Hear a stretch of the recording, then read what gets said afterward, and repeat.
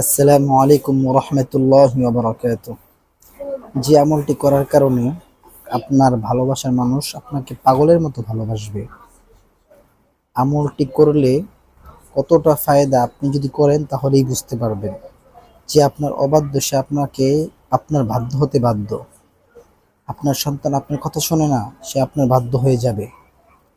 প্রথমত আপনি অজু করে পবিত্র স্থানে বসে 3 বার ইস্তেগফার পড়বেন।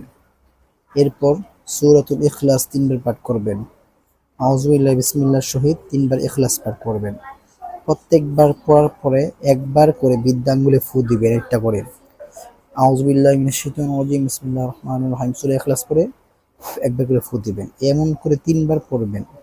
এই আমলটা যদি আপনি লাগাতার করতে পারেন, ইনশাআল্লাহ আপনি যেই ব্যক্তিকে উদ্দেশ্য করে করবেন সে অবশ্যই আপনাকে পাগলের মতো ভালোবাসবে।